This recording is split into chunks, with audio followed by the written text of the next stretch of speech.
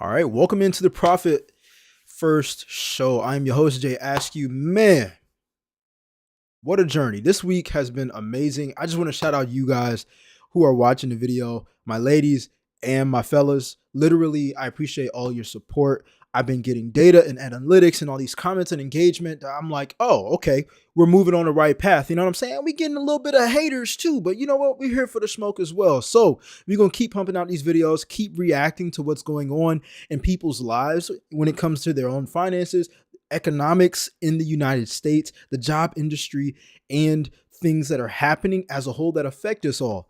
All right. So I appreciate everybody who has subscribed, everybody who's taken the time to watch and enjoy the show, be entertained, and also informed as well. I don't make this content just to make it. I make it because I wish I digested this type of content to learn from other people's mistakes, but also was able to understand what it looks like to be in an undesirable situation financially when I could have changed or I could have controlled or changed the trajectory that I was going down. So anyways, and we've got an eventful night tonight. I'm very excited.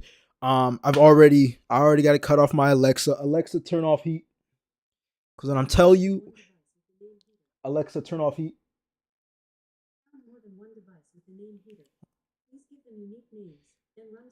One sec. Alexa, turn off heater. Okay. All right, y'all. So, anyways, I get like excited. Like you can already tell I'm pumped up. So we're gonna go ahead and get into the first topic. This one's really interesting. So let me go ahead and share my screen, and we're gonna get into it. Now, once upon a time, computer science was a degree that you went into because it was always a demand. But nowadays, with AI creating code, literally, there are software engineers that have gone to college and are now ending up in undesirable situations because AI is taking over the job market. Let's see what this guy has to say about. I think he got laid off, honestly. So we're gonna react to it. Subscribe if you like the content. Let's go. So, Amazon decided that they were going to lay off another 15,000 people today. Mm. And it just goes to show like the software engineering market is so bad. Okay. Obviously, I could come out and make a video like that and it would probably do really well, right? Those Okay, kind of got a negative swap. videos do extremely well on YouTube. But Mm-hmm. to be completely honest, the feeling that I have towards this announcement is just meh. Meh. Like that's how I'm feeling is I've Really? already kind of come to terms with the fact that the job market is the way that it is. And also, furthermore, I've also come to terms with the fact that, I want to say first, shout out to the creator. His link is going to be in the description down below for this video. the software engineering job itself is gone. What used to be software engineering that doesn't exist anymore. Mm-hmm. It kind of still exists, but it's going away. It is dying and dying Facts. fast.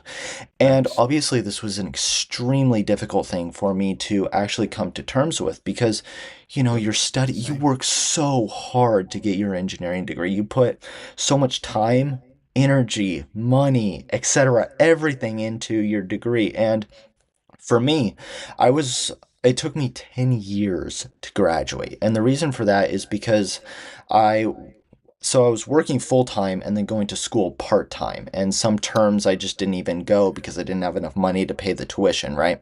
Mm. I was unable to get the government like Pell Grants, but then I was also unable to get student loans because you have to be 26 to Mm. be considered like independent and then you can sign your own student loans. So I wasn't able to get either one, so I had to pay everything out of pocket. And I remember when I was going to Sheesh. school, I just looked at graduation as this But that's actually really good though that he had to pay out of pocket. At least he didn't get into student loan debt. You know what I'm saying?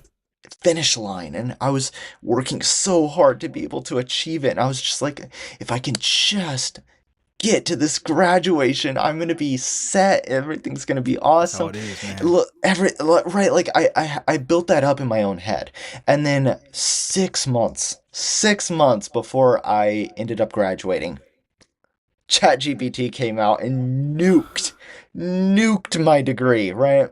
Just from orbit. Yo, and that's how it is, literally. The narrative of college is to go to college for 4 years or more. This guy took 10 years.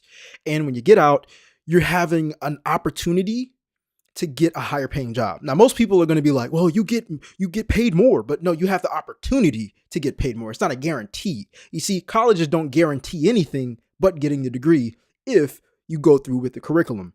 Now, what he's explaining is what most people miss when it comes down to tech. All right?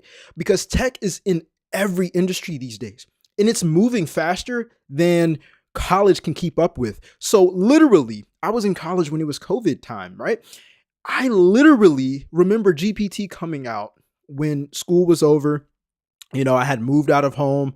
I had started my own business, and I'm like, GPT is going to make coding like obsolete basically.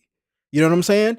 I don't know what it's going to change it into, but I know what I learned.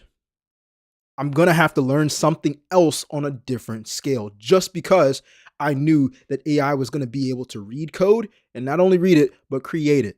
And so I'm trying to play catch up while AI can literally teach someone code. I was having it teach me code better than the teachers could teach me code. It's insane. Boom. And so it took me a long time to be able to actually come to terms with this. And I was definitely going through like trying to fight against it and hoping that it wasn't the case and just being just like every single month having my expectations lower, lower, lower, lower. But then I reached a point that I was like, okay, fine. This is You got to accept the it. environment that we find ourselves in. That old system is no longer here. And I started thinking about how can I actually move forward? How This is the mindset that I love. I actually thought he was going to start complaining and talk about how he got laid off and how, college is a scam, because a lot of people say college is a scam, but I'm going to be real with you. It depends on what degree you go in. A lot of degrees are scams because there's not a lot of jobs that allow you to be financially secure and make a little livable wage off of something that's just basic. And that's just the truth. Theater arts is one of them. You know what I'm saying? Unless you make an acting career out of yourself and you make it big, like, I don't, you tell me. You know what I'm saying? I've gotten friends, and I'm not shitting on them. I'm just saying I've gotten friends. I know friends and close ones that have theater arts, and it's like they ain't doing no theater. They ain't doing nothing compared to that degree at all. You know what I'm saying? And when I was in college, I'm like, yo, everybody's a superstar. You're just so hopeful because everybody's going for their degrees, but that's not how the real world works. The real world works with how much value you can pour into society. And now that everybody has access to AI, now it's hitting this coding industry, programmers, software developers. I personally was taking a course in software development, and oh my gosh, it was amazing. I was learning code. I was like, I was memorizing a lot more than what I thought I could. I'm at a way more mature point versus when I was in college. So I'm able to like focus for longer times. And I'm like, yo, I can create my own program. You know how much money I can earn from creating my own software? I have a million ideas. And then I realized, damn, Gemini can probably create this even by me typing up a paragraph. You know what I'm saying? I'm gonna tell y'all how that ended in a couple, but let's let my man finish the story. and what should I be doing to be able to take a step into this new environment in which we find ourselves in. And what I came up with is, and I don't know if this is correct. I have Mhm. no idea. Trust me. Please trust me. I have no idea if this is correct. It is just what I'm trying to do. Maybe it's a cope. Maybe it's going to turn out to What be is it, bro? successful. Maybe it's What is it? not. I have What you no what, idea. what you doing? What But you what cooking I up? decided was I took a look around and I said, okay, well, how do I use AI? How do I become an Mm, AI empowered engineer mm, to be able to use AI to increase my I productivity? like it. What does that even mean? What does that look like? What would an This is how we're supposed to adopt AI. For those of you out there that are hating on AI, you're gonna get left behind. You already are left behind. You're already left behind. I know so many people who also are in the tech industry, in the tech career, and they're just like, Man, I hate AI. I hate AI. You know, it's just making everybody stupid. When honestly, it's a tool to be used to make you more productive. My whole show, not whole show, I can't say whole show, but the ideation, the title generation, the thumbnails, the captions on the thumbnails, I use AI to do that. It helps me work so much faster. This is why I'm able to create so many videos in a very short amount of time with high quality, by the way, as well, let alone having the right gear. Once you got the gear, the personality, and AI, oh, you're going to be a beast. But so many people are, well, I'm going to have it help me rewrite emails. That's like 20 years ago. You know what I'm saying? This is the same thing. And I was a baby. I probably wasn't even born. But the .com bubble, websites didn't get rid of, well, they might have gotten rid of jobs, or the internet might have gotten rid of jobs, but it also created so many other jobs. If it wasn't for the internet, you wouldn't be watching this video. There wouldn't be so many people employed in Google. Like, just imagine that.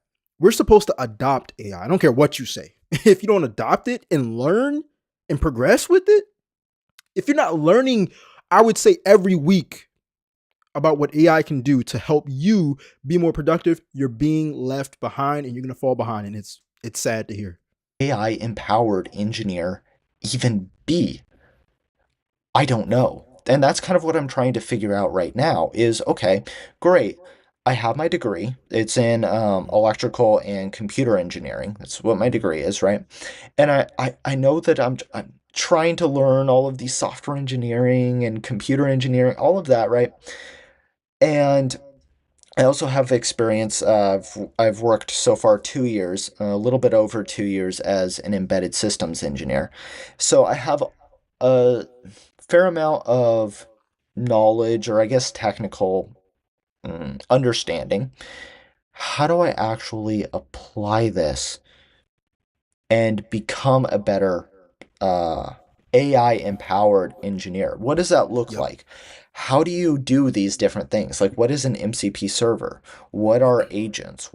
How do you Oh, agents are going to go crazy. If y'all don't know what an AI agent is, I'll give you a little summary basically. Just imagine your computer doing tasks that you would have to do, like click, drag, copy, paste, go to certain websites, do a task, not type, not reorganize an email or summarize a paragraph, but literally imagine your computer. Imagine you screen recording your screen and you going into your computer, opening up Word, and then going to Google Chrome, and then scrolling down, finding a comment, selecting it, copying it, and then putting it into the Word document itself, which is a whole different application. That's kind of what an AI agent is able to do. Is it at that level yet? Not sure. Because I haven't tried it out, and I have a MacBook. So honestly, they're in my own defense, they're very much secure with certain stuff that you can do and can't do. I'm not gonna jump into it with the early stages because I'm not about to have AI have access to all my stuff like that. But it is insane what an AI agent can do. It's literally like having a digital employee. use all of these different things? What is vectorization? What is context window? What is chunking? What are, right, all of these different terms? How do you actually use AI to be efficient? That's what I'm trying to learn and figure out. Other questions that I have is, okay, well, what is the actual importance of technical knowledge? Is it important or is it not? And so It's a good far, what question. I'm coming up with after I've I believe it is important, but it's more important to be able to look into the details of what AI is producing when it creates code, when it's creating code for software. I think software development and coders are going to be able to become more valuable, but it's also going to destroy the entry level, which is why I stopped taking the course. As a matter of fact, I was taking a course to help me learn software development, but at the same time, the course went away around the same time. I was like, you know what? I don't think this is going to last too much longer. You know what I'm saying? and I just went ahead and switched my course. I bought another course instead to get another IT, not certification. Well, yeah, certification, but also get more experience in the IT department. So let's see what he got to say about it though. Been experimenting with using AI is actually those technical skills still are important and Hmm. valuable Exactly. because if I and I've tried to do this. I've obviously I make these YouTube videos and Hmm. I do the entire project. I film it all. And whenever I try to build something using any of the AI tools, Hmm. whatever it is, right? Copilot, Claude, what all of those, right? If I don't have a clear understanding and knowledge of what I am trying to accomplish, it turns out So horribly basically, prompt it. and I'm unable to do it. But if I know what I am doing, if I understand the technical details behind it, Hmm. I can use those tools to be able to very quickly build something. And so after playing around with AI, I'm starting to realize that, actually maybe these technical skills are still Hmm. relevant and important. Exactly. You're still going to need to know how to do the job. My thing is when it comes down to coding and developing, entry level is just going to be knocked out because he said it himself. You're still going to need the knowledge, but at this point, he's able to be more efficient, which means faster. Also, that increases your quality. That increases the amount of work that you can complete in a specific amount of time. It doesn't make it perfect, but it does make it as if you had another employee that could check, read faster than you, code faster than you, and you're able to understand it at the same time. Imagine you being able to learn, like it's just as equivalent as this, right?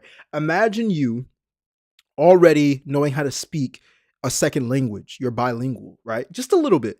But then I give you this half a gallon of water and then you drink it all and then now you know how to speak more fluently, right? That half a gallon of water is AI, but you already had a base knowledge, a foundation about the basics, at least the basics, with being bilingual or speaking a second language, and it wouldn't take you long to drink this.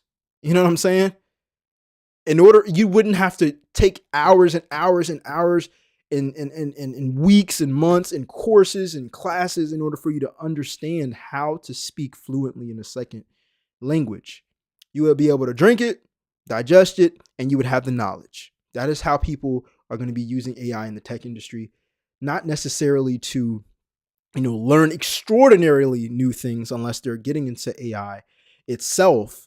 But when it comes down to expanding your knowledge and completing your job more efficiently and growing with it, it's going to help you capitalize on the deliverability that you were already able to do and then some. So I don't think it's going anywhere. I think coders are going to be more valued, but also the bar is rose. So entry level, definitely it's going to become way more difficult to get in if you're not already fluent enough. But let me know your thoughts on this in the comment section down below. Are you a programmer, software developer? What do you do in the IT world, and where do you think AI is going to take it? I think entry level is complete. Like as long as we're talking about programming, I think entry level positions are definitely going to become very scarce, and companies are going to be able to retain a lot of their money and deploy it somewhere else, or maybe even pay the software engineers a lot more money, or maybe not. But let me know your thoughts in the comment section down below, and subscribe if you like the content.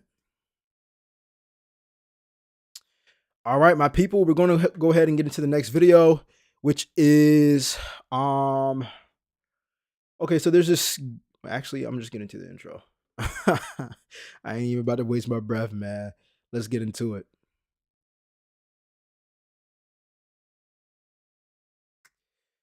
So imagine going to school, taking out $60,000, getting into debt, getting 2 degrees, and still struggling to find a job.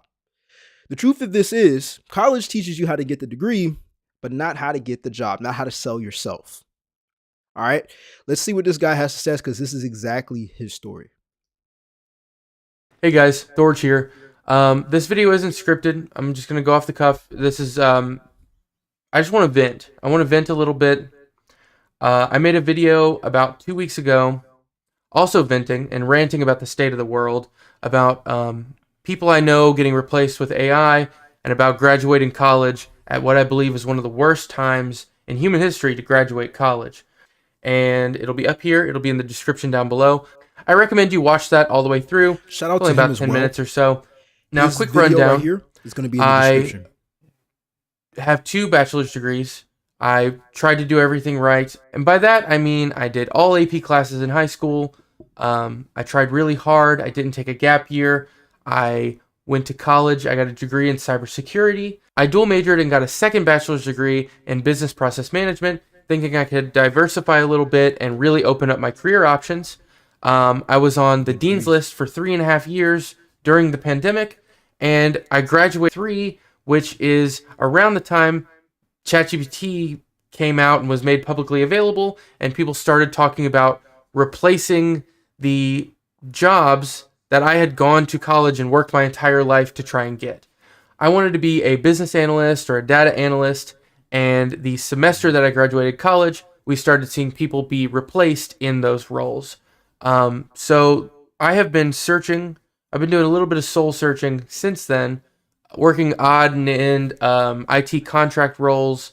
I've been working at several different help desks, which has been awful. It has been an awful experience. Really? Just being a number, taking phone calls really fast, trying to help people as fast as possible, provide excellent customer service, but the company that you work for treats you like a number, and there's no Now, I'm so grateful. I'm not even going to say the company that I work for right now, because it is being acquired by another company. But I love my IT job. It is IT help desk. This is like my third job, IT help desk. So, the stories I be hearing about IT help desk careers, like he just explained, I'm so grateful. Thank God that I don't have to, be in a working environment like that. It is not toxic at all. At all. And everybody basically has a good relationship with each other. So, whew. direct path up. There's been no direct path up at all the companies I've worked at for help desk. So it's been really tough to say the least. I highly recommend watching that video. If you want to learn more about me, learn more about the struggles that I'm experiencing now, especially if you're somebody who's going through similar stuff, I think it's a good video to watch. But I want to start doing these rant type videos because, like I said, I feel like I have a pretty unique perspective, some unique things that I've gone through in the last couple years, and I also pay really close attention to global politics, U.S. politics, the economy, or fear. So if you do any research in the market at all right now, you'd see that a lot of people, hedge fund managers, stock people who are big on the internet, everybody's talking about an AI bubble or a recession. So a lot of uncertainty. A lot of businesses, because of all this uncertainty, have frozen hiring.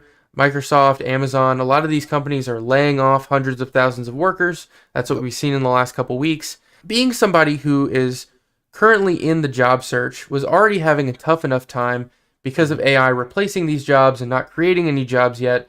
Now you've got what a lot of people are saying is an impending recession.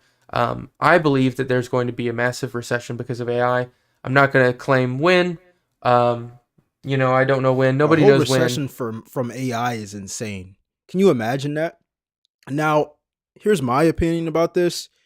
When you see the market switch like this and jobs are uncertain, especially when it comes down to hiring and they're adopting something new that they totally don't understand fully when it comes down to employment and workload and the progress that the business wants to go in, I would learn a new skill. Honestly, I really would. I believe with my whole heart that a lot of the times people get stuck with only what they know and they're not willing to expand.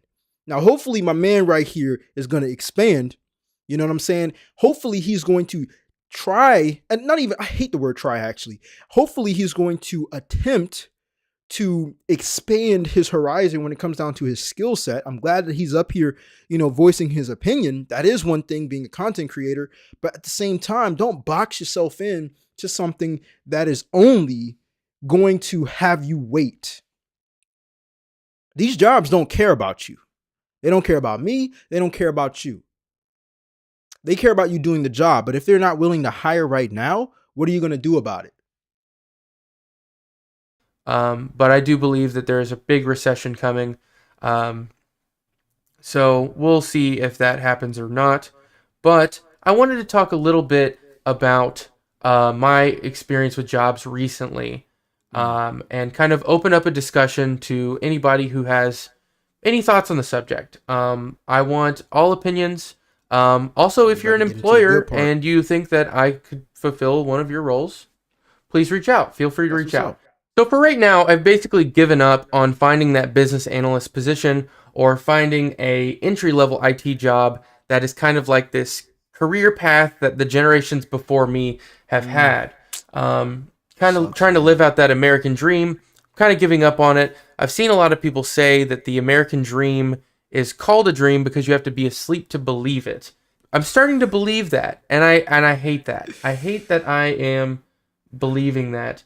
But I've all but given up on finding this entry level corporate job and kind of going through the motions that you're supposed to go through, I guess. Um, I'm actually really curious as to what he's doing to apply to these jobs. If you've been watching my videos recently, I always talk about going the extra mile when it comes down to applying to these jobs, because if you're applying the same way that everybody else is, going on Indeed, hitting apply, going on LinkedIn, hitting apply, then what's really going to make you stand out, especially now that AI is able to sift through resumes? You're just playing the game that you're never going to win at the end of the day. You may be Man, not the ads. Come on now. All right. I guess this is a perfect moment to say subscribe if you like the content. you get out of college, you work your way up the corporate ladder, yada, yada, yada. Well, if corporations aren't hiring for your job, then I guess it's time to stock shelves or go cook food. I know a lot of people who are who got accounting degrees or Mm, finance degrees, and they're under pressure of losing their job right now. So really? the other aspects of business are not safe either. It's Nothing's safe. Let me be clear. Nothing is safe. I don't care how many people who have had a job for 20 years, 10 years, 15 years, 20 years. You ain't safe, man. No, nobody's safe, man. I know we've been lied to, and it's hard to accept that truth that, man, even if I have a government job, I'm not safe. We saw what just happened last year with the government shutdown. People thought they were safe because they got a government job. And that works different from the private sector. You're not safe. Nobody is. This is why I always go on these videos. Whenever I hear people talk about one route of just making income, you got to have multiple streams. That's how I was raised. You know what I'm saying? You don't need to be a rocket science to know that. You don't need to be a rocket science to create. You don't need to be a rocket scientist to create a second stream of revenue. You just don't have to be lazy and continue to find a way. And then when that way is made, you capitalize on it. You got to. We live in a world now where one stream of income, you're not going to make it. You will struggle if you depend wholeheartedly on that job. Nobody is safe. not just IT, it's not just cybersecurity, but since giving up on that corporate climb and getting my foot in the door, I have started applying a lot for management trainee positions, which is like, hey, we'll take anybody with a degree and we'll train you how to be a manager for whatever their company does. So I've been applying for a lot of those management trainee positions and a lot of assistant store manager jobs, various grocery chains, various retailers, just trying to get my foot in the door. I respect that, man. I respect that. And the reason why I respect that is because he's at least looking for an opportunity, even though it's not his dream job, his dream corporate job. It's not anything to even do with tech, right? But he's out here looking for work because he realizes that he may have to wait a while until he finds a job that he really wants. You know, a lot of people will sit down and complain and then talk about how no job wants to hire them. There are jobs that are out here hiring. There's jobs that are out here hiring. On the other note, I want to know how he's applying for these jobs. Again, if he's clicking a button and then scrolling, I mean, this is the same. This is the same ideology. Is if you pulled up on a woman and you're telling her the same punchline as every other dude in that same area, like like you're not even, you know what I'm saying? You're not doing anything to give yourself a better shot. That's the way I see it. Let me know what you think in the comment section down below. And I have applied for maybe 20 management trainee or assistant manager jobs in the last couple weeks, and I've gotten nothing but emails saying, no, we went with another candidate. No, we went with another candidate. All right, I'm not even sorry about saying this, but 20 jobs in the last couple weeks is nothing. As soon as I heard he applied to 20, my brain automatically went to 2,000. 2,000. And out of those 2,000, I would have went to 20 physical locations. That's just me though. That's just me. And you know, I wasn't always this way, but I had to adjust. And the reason being is because most people don't fail because they don't have a plan. Most people fail because they don't fall on the they don't have the right systems, right? We think in low quantities. Oh, 20 is a lot. 20 jobs, I only need one. Whenever you get that job, nobody ever backtracks and say, well, I got the job, but how many jobs did I have to apply to in order for me to get this job? It's like probability. So you think 20 is a lot because your emotions are involved into it, but when it comes down to actually getting the result, you needed to apply to at least 200 to get to that job. Now, how long is it going to take you to get to that 200? And out of those 200, you may not get hired on the 200th.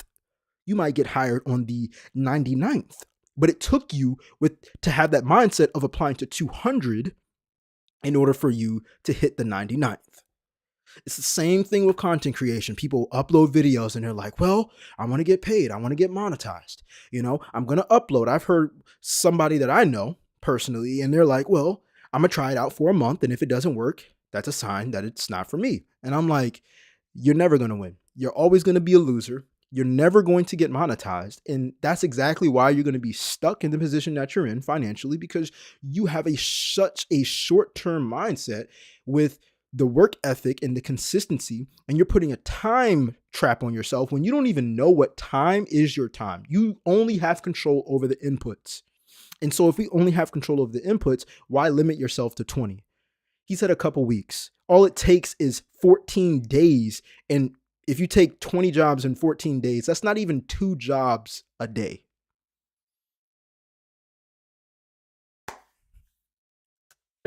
So me, somebody with a business process management degree, an IT degree, proven project management experience, and I am running a company on the side. I'm trying to get a company off the ground with a couple of my friends. All of that experience, and I can't even be an assistant manager at a store. Not a store manager, an assistant manager.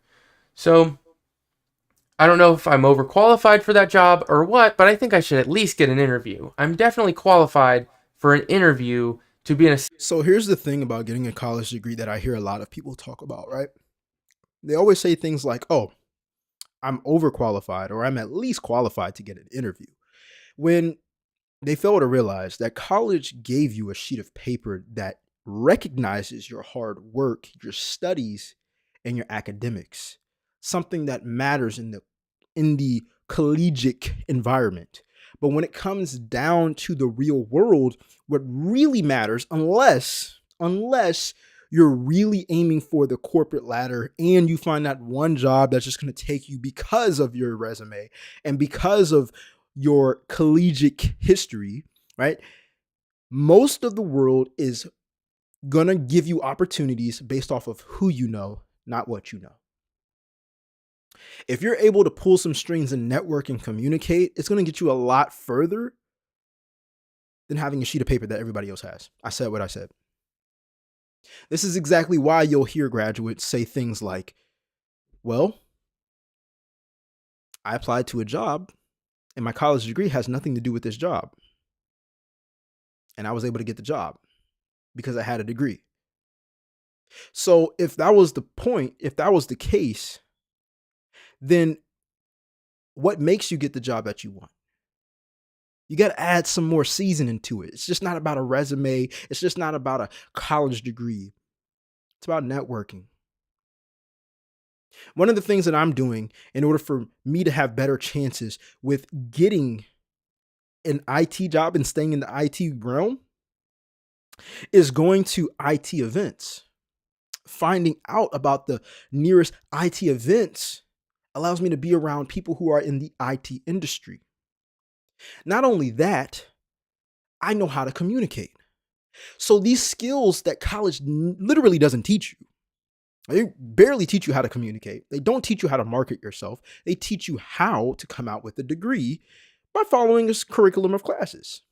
But when you know how to market yourself, you know how to not only see what other people want out of a job that they're looking to hire someone in, you're also able to fit the criteria.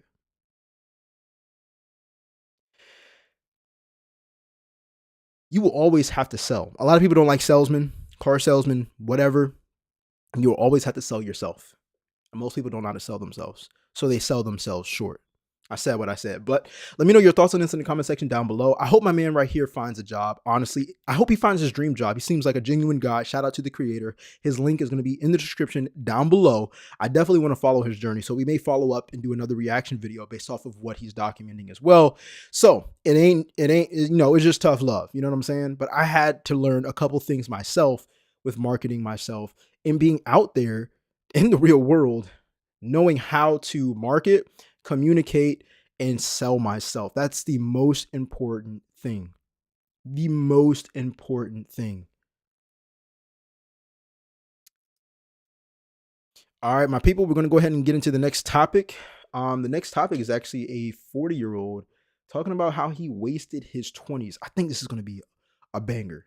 You know what I'm saying? I seen it a couple months ago and I'm like, man, I didn't even watch it. So this is my first time watching it, man. If you're enjoying the content so far, make sure you subscribe and let me know your thoughts on this in the comment section down below. All right, so this guy right here apparently wasted his 40s, said he wasted his life, and don't make the same mistakes that he's made. So I think we all can learn from him, even if you're older. Body's mistakes. All right, we don't have to have our own mistakes in order to learn from him, right? So let's go ahead and get into it and see what he has to say. Let's go. I'm 40 and I wasted my life.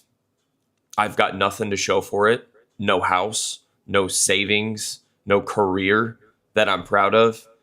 I'm pouring everything that I have into this channel because I've got nothing else. And if you're in your 20s or even your early 30s and you think you've got time, I'm telling you right now, you don't. I wish I had someone in my life when I was younger, someone who actually cared enough about me and was smart enough to show me how life really worked, how women really operated, and what I actually needed to focus on. I didn't have that. I was getting all of my ideas about love and success and women from movies and idiots my own age who didn't know anything at all. Yeah. So there was no sense of urgency, no perspective, just vibes and dumb plans. One thing I want to say is I'm so grateful for YouTube University, man. When it came down to women, it was YouTube University for me. When it came down to learning about finances and business and an entrepreneur mindset and having the right habits and systems, it was YouTube and it was audiobooks. So thank God for this metal rectangular device called our cell phone, because honestly, if it wasn't for that being created, I probably would have been in a very regretful spot myself, and I'm still in my 20s. But shout out to this guy for being vulnerable, honestly. And this fantasy that everything would somehow work itself out. And it didn't. Yeah. In my I feel that. 20s, I thought I was, super deep and cool and, because I had tattoos and I knew some obscure bands, and played drums, and I thought being different was a personality. Mm. I wasn't building Hmm. anything real. I was just chasing sex and novelty, hooking up with women because I was Mm. addicted to the high, not the connection, just the rush. I spent more time crushing on church girls who didn't like me, and hanging out at coffee shops and smoking cigarettes. Yo, this is actually one of the first times we're actually bringing up like dating on this channel, right? But obviously, my man right here said he has nothing to show for it, at least from him being in his 20s. And I feel exactly what he's explaining because I've had to have these tough conversations with myself. Like, do I want to be out here in these streets in the club getting laid? You know what I'm saying? Like, it sounds like a dream, to be honest. But I had to ask myself, at what cost? You know what I'm saying? And it's not to say that I don't struggle in certain areas, but it's just like, at what cost? Like, if a woman isn't helping me grow, she's helping me die. Like, bottom line, she's helping my dreams die. All right. She's wasting my time. And I have a responsibility to be a provider for my future family, for my parents when they get older, and to be a role model out here to anyone who chooses to look at me as a role model. You know what I'm saying? I feel like I have a duty, a responsibility to be successful, and I do want to reference a book. I'm not even, it's not even, I'm no sponsors at all. This is why I keep it in the background. But it's called The 10X Rule by Grant Cardone, right? This book I've read like 5 times, man. It always puts chills on me because there's different parts of my life, and I'm pretty sure your life too, where you were able to look back at the path, that you took, and you're like, man, if I would have made a better decision, where would I have been by now? And now it keeps reminding you, like, okay, when I see another opportunity, which is every single day, I got to take advantage of it. Because if not, I'm just going to end up in a regretful way and then just be somebody old and grumpy. And you don't have to be 70, 80 years old to be old and grumpy. There's old and grumpy 20-year-olds. I mean, you just read some of my comment sections sometimes. There are people who literally hate on me saying progressive stuff about what we could do. Man, it's so crazy to me. I see people every day in their 30s talking negatively. Oh, man, you know, this person's greedy and this person wants to take from me. I deserve to get paid more. And it's just like, yo, what are you doing to change your life about it? You going out on the weekends, you getting drunk, man. You know what I'm saying? You worried about women. You out there playing the game all the time. You watching sports all the time. Nah, you don't care about your future that much. Otherwise, you would pay attention to it when you have the free time. Quote unquote, time ain't free, but when you have the available time after your 9 to 5, which is your 5 to 9. uh, Drinking lattes and going to hardcore shows. I did more of that than I did doing anything that would help me long term. I mean, at 23, I was playing ding dong ditch with my friends. That's crazy, bro. Like I was 13 again. Thinking it was hilarious, which it was. But fun times. But I wasted so many hours just trying to get validation from people who didn't care if I lived or died. At the end of the day, I thought my life was meaningful because it looked cool in photos. Looked cool on MySpace. Vanity metrics. But all I was doing was burning through the most valuable years of my life. The years where I had the most energy, the most flexibility, and the most time to build something meaningful. That's 100% facts, man. I be telling my loved ones all the time and my friends, I'm like, bro, we're in our 20s. You know what I'm saying? I'm 27. Whew. A couple of years ago, I would always like think of myself 5 years older. And I'd be like, man, I haven't made it yet, man. You know what I'm saying? Every year that my birthday had passed, and I had to get over this, I was like, I haven't made it yet, man. Like, something ain't right. Like, I know I'm supposed to be doing more. You know what I'm saying? Yes, it's okay to have fun every once in a while, but why do I feel like I'm stuck? Because I wasn't putting in the work and the focus, man. You know what I'm saying? If you're not feeling like this every single day, I question what your focus is on, right? What are you consuming? I just had a realization with myself earlier today when I'm driving home from work, right before I shot this show. I'm like, man, I need to start listening to self-help books again because it's putting me in that mode of not getting comfortable. I'm in my 20s with no kids. I got debt, okay? You know what I'm saying? But I'm gonna pay that shit off. I'm so motivated to get it out the way. You know what I'm saying? I'm so motivated to invest back into myself.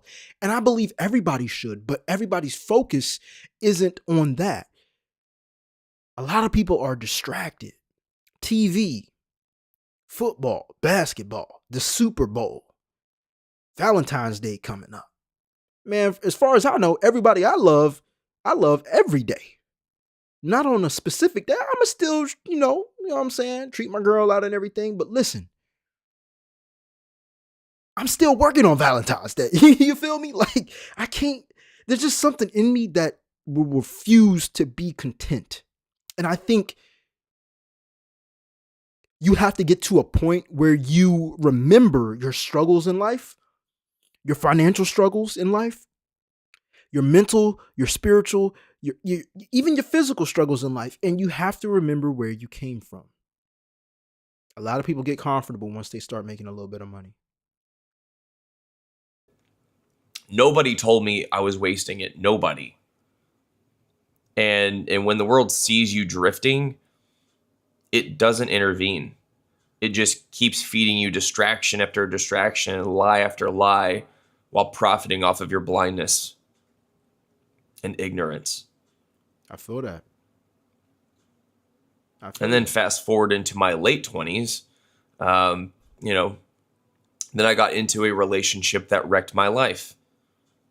She got pregnant and everything changed. The wrong woman, bro. And I love my son. I would never undo that.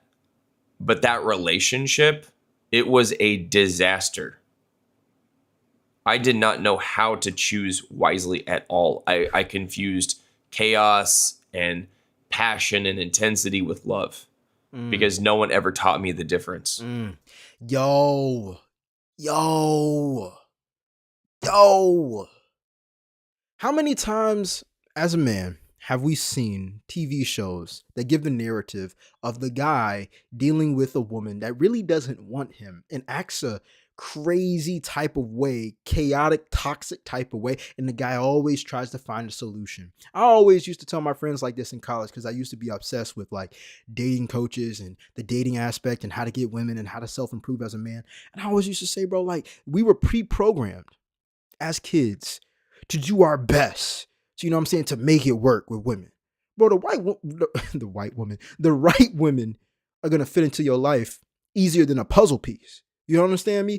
Like, it's not hard to get the women that already want you. The women that want you are the easiest ones to get along with in a relationship because they already have a desire for you. If a woman is making your life more stressful, I advocate that you get rid of her. Because as a man, we deal with stress differently. You see what I'm saying? We don't really like to talk about our problems because it can, make us feel overwhelmed because we're not working on a solution. We were programmed to be logical thinkers. You know what I'm saying?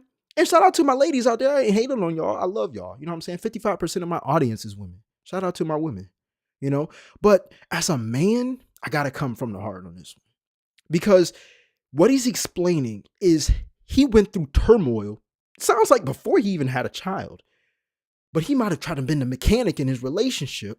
And he's over here putting work in to make something work that ended up not working. And now he has nothing to show for it. Imagine if he would have put that energy, that drive into building his finances and being with the right woman. He would have been that much more powerful, that much better off.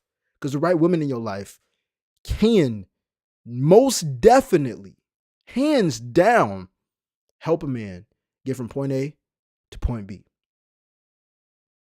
You know what I'm saying? It's a beautiful thing, but it can also be a hideous thing if you got the wrong one, man. I'm good. This is exactly why I be vetting women so hard when I used to, go on dates and whatnot, because I understood my value at that point. I'm like, I'm gonna be a millionaire. You know what I'm saying? I'm gonna have to be away for extensive amount of time to put in that work. You know what I'm saying? So if you turn toxic just because I haven't talked to you every night, you ain't the one, baby. You know what I'm saying? It ain't gonna work, man. I gotta lay down the rules, man.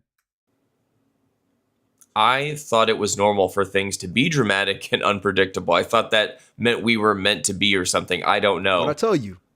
But instead, I don't know what was going on, but instead I ended up in family court fighting for time with my own son, treated like an intruder and a criminal for wanting to be a father. It's great. And then in my 30s, you know, I mean, my 30s weren't the best years of my life. You know, you hear that a lot. Your 30s will be the best years of your life. 30s and 40s. Take the right steps. 30s were a nightmare.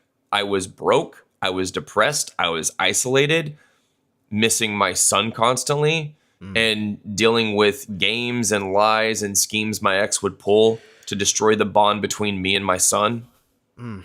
I wasn't just dealing with grief. I was dealing with a system that didn't care if I disappeared. And yeah, a few times I, in the midst of all that, tried to date again. I finally started to see what I'd been blind to in my 20s. I was no longer that 27-year-old stuck in a 500 days of summer mindset, falling for manic pixie dream girls, just because they liked the shins too. Now I saw the red flags clearly. Girls with baby rabies, daddy issues, manipulation, all of it. I could spot it instantly.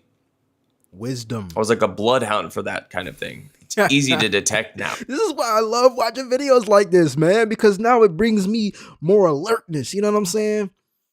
This is why we make videos like this. Man, subscribe if you like the content. I need to have a little button pop up and be like, ding, just to subscribe. You know what I'm saying? That'd be so tough. Anyways, he's speaking facts right now, man.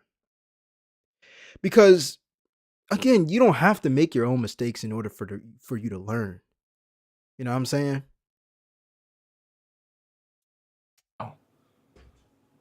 That's the part that stings the most. Now I'm 40. I hate my job. But it's not just that. I'm disillusioned by the world. Once you see how everything really works, how broken it all is, you cannot unsee it. Everything feels fake. The economy is a scam. Like Inflation is gutting families.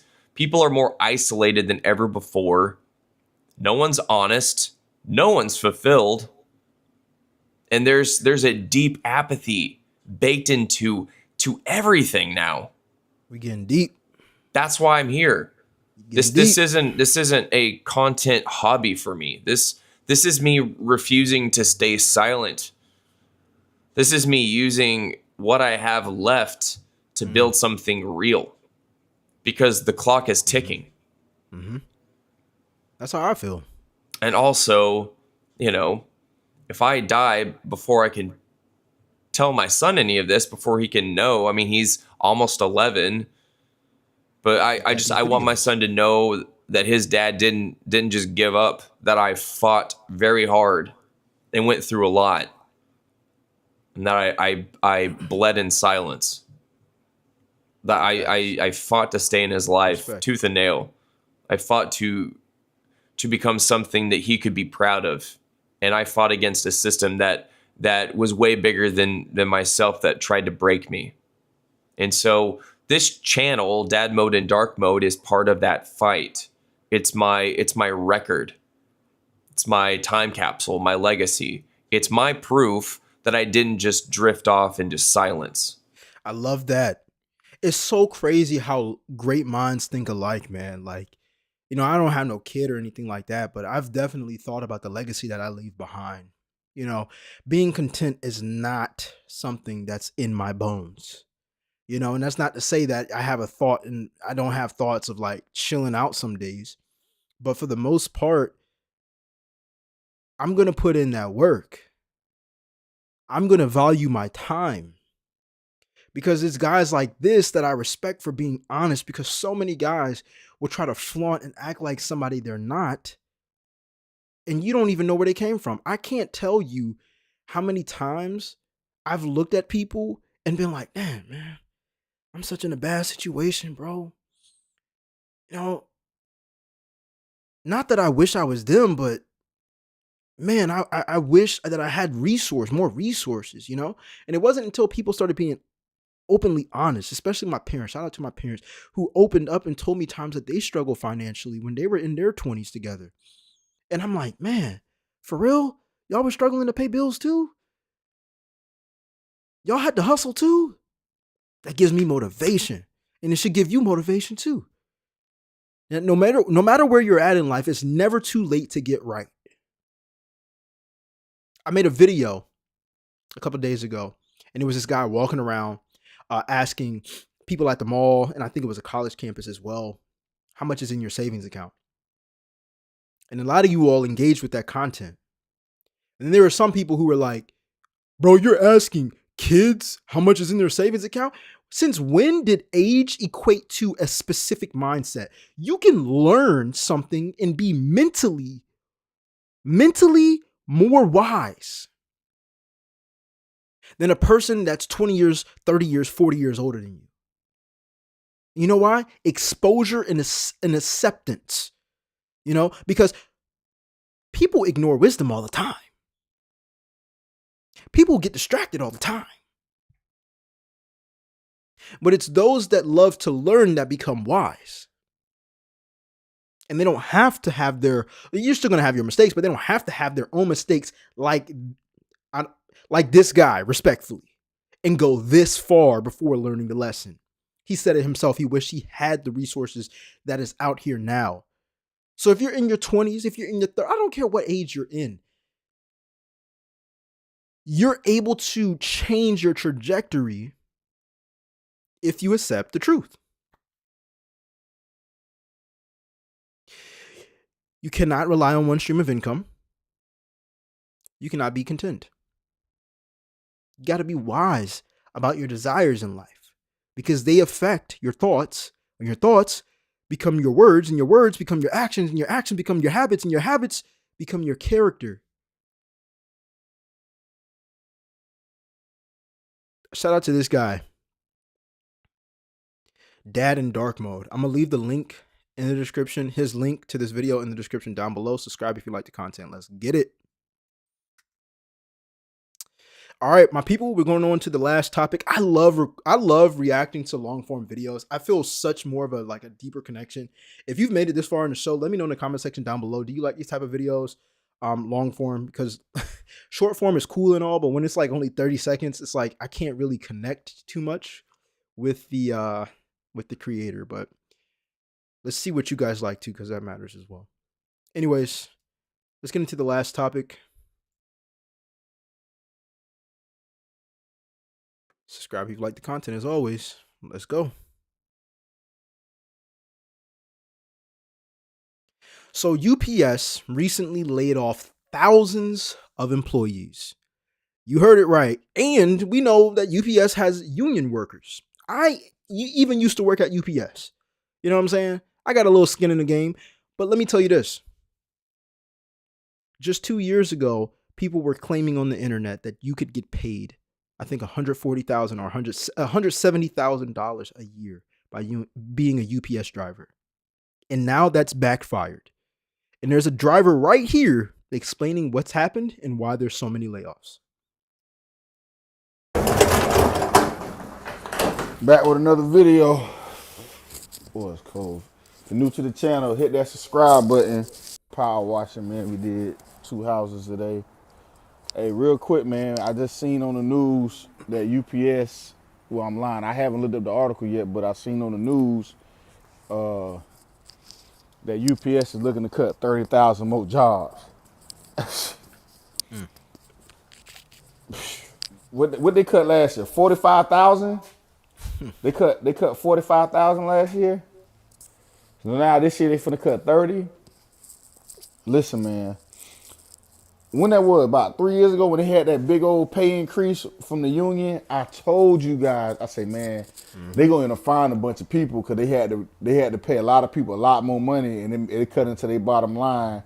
I said, man, it's only gonna be a matter of time for they fire half the damn workforce. And sure enough, Here we are in 2026. They finna fire another 30,000 employees, and we not even out of the peak season yet. I don't think. And for them to cut 45,000, now they cutting 30. This ain't no peak season layoff. This is they downsizing, man. Like what Amazon has caused over the last decade is total chaos between the post office, UPS, and FedEx. Everybody's trying to keep up with Jeff Bezos, and I think at some point the government is going to say to Jeff Bezos, "Hey, you have a monopoly, and you're gonna have to break that down." And what's happening is Jeff Bezos technically is not a monopoly. He built the business model from scratch, and he self-funded himself, and he had the technology first, and he blew past the competition. Yeah, so for those who don't know, Jeff Bezos borrowed money from his adopted parents and started Amazon in a garage selling books. It's insane. You should watch the movie. It's really great. It's on Amazon. No pun intended.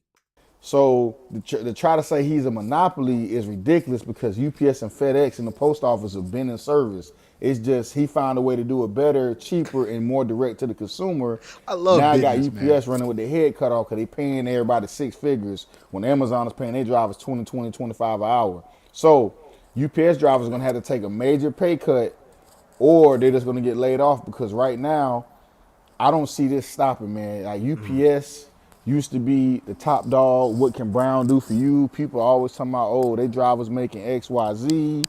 Now, boy, you lucky if you make it there 10 years now. You know, to see UPS getting ready to lay off another 30,000 people, man, is very unfortunate. And I kept telling y'all, I said, man, the trucking economy, we were spoiled during pandemic when them rates was through the roof, and now the rates has cooled off. You know, and people always talk good about the economy when the economy is doing good. You know what I'm saying? But when things get back to normal, you don't hear it. I didn't say get back to bad, get back to normal. It's easy to succeed in an economy that's booming. Everybody can start a business. Everybody can get more work, get more money. You know what I'm saying? But when things get normal, you start to feel it. You know what I'm saying? If you didn't know, now you know. Amazon, they obviously use their own mail carrier service.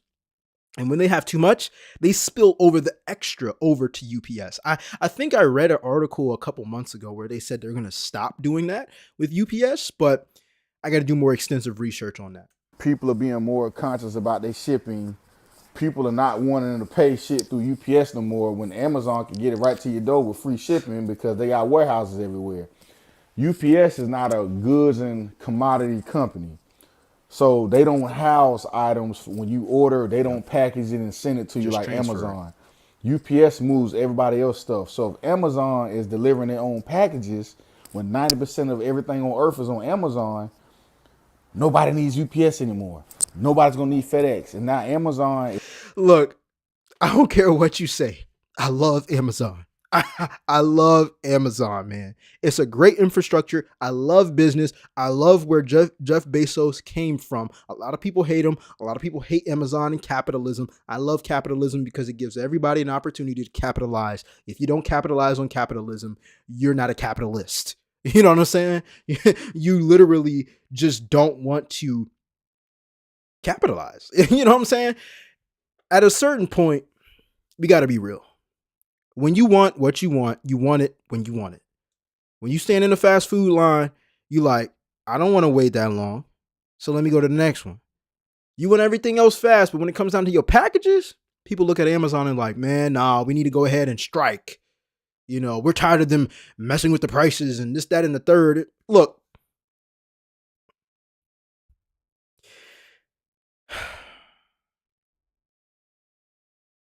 it's just getting to a point where we're getting access to things faster and even cheaper at Amazon that it's almost to the point where it's like you're moving backwards if you're not shopping up there. But let me know your thoughts on this in the comment section down below because I know a lot of you probably don't shop on Amazon for a reason as well. It's only getting bigger. They got the delivery drivers now. They got full-blown Sprinter vans, box trucks, you name it. So to see UPS it ain't even February, and they already talking about they finna cut 30,000 jobs. Is mind blowing, man. I just seen, I think STG, the container company, or STP, they going bankrupt. You know, the rates are still in the toilet. Gas is actually kind of low right now. I'm not going front. Gas is actually low right now, but the UPS layoff is directly because of Amazon. Amazon got their foot on everybody's neck. The post office has been a shit show for the longest. I'm in that group on Facebook. If you're not on that USPS Facebook group, I highly recommend you guys jump in it, man. They telling you the real. The way the post office be doing them, man, the way they be slaving them guys. Why you guys have to work 5, 6, 7 days a week, every week? Why do you guys got to work 6 days a week? Why not give everybody 4 tens It's a hustle or job 4 right there. 12s and give people 4 days off so they can have a life? Then you won't have a lot of complaining and people not getting run in the ground. You know, I've seen a lot of major companies now, they're doing 4 on, 7 off, or 7 on, 7 off now. And it's, you know, that's 7, 12 straight. You get a week off. People doing it now, man. That's I'm the grind, looking at though. it. So when you look at it from that perspective, it got to kind of lean towards the employee and not the employer. You guys got to make it more friendly because people want to have a life.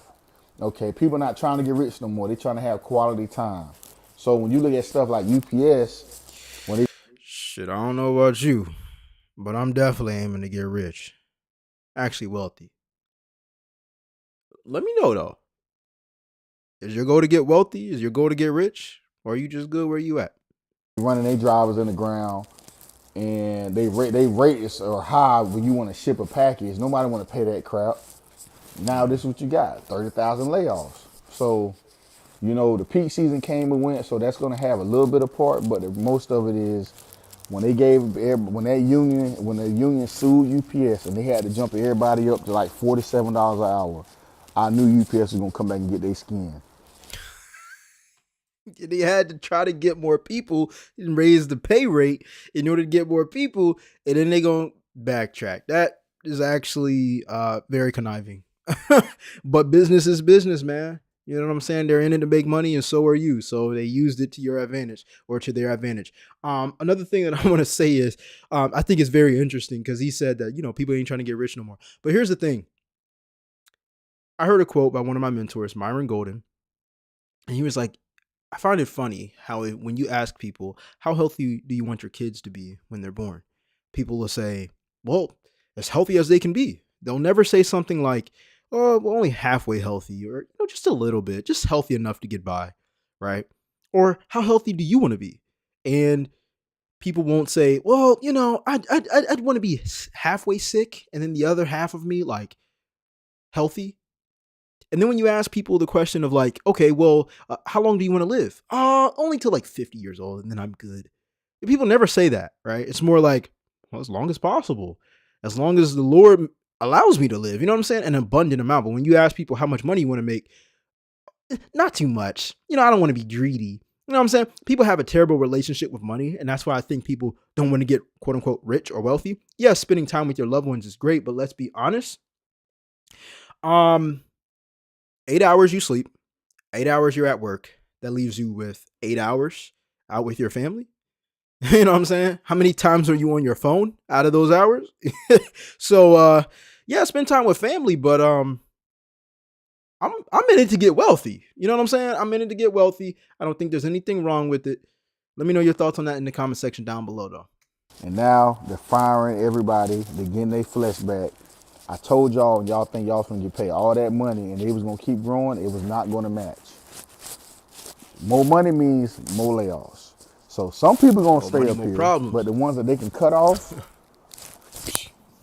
like the people that's been there 20, 30 years, they're giving y'all severance packages, or they're gonna force you out. So you better take that package because you guys at the top of the food chain, they're gonna bring in somebody new at a lower pay At a lower scale rate. to take your job because you getting 40 an hour when they could bring in and pay them 28 an hour. You tracking? That's what they doing. When you being loyal to a company backfires you on you when you get down the road in the long run. So being Which is exactly why we need multiple streams of income. loyal to No a cap. company only hurts you.